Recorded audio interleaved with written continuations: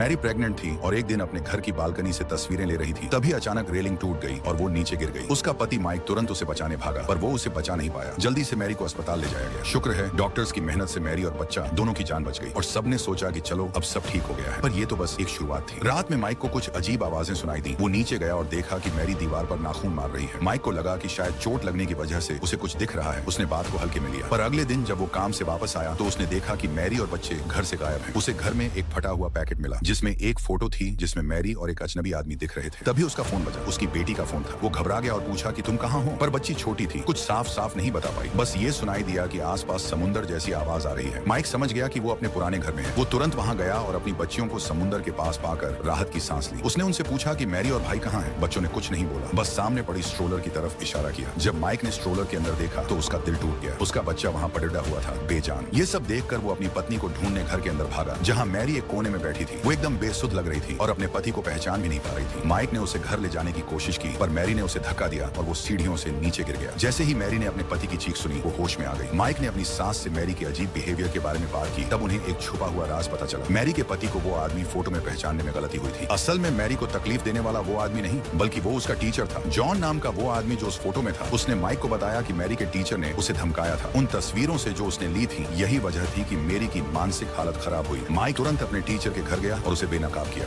उस टीचर ने जैसे ही देखा कि उसका राज खुल गया है, उसने बंदूक निकाल ली। तभी अचानक एक गोली चली और वो घायल हो गया। इस तरह माइक ने अपनी पत्नी के साथ हुई घटना के पीछे की सच्चाई का पता लगाया और उसे बचाने में कामयाब रहा।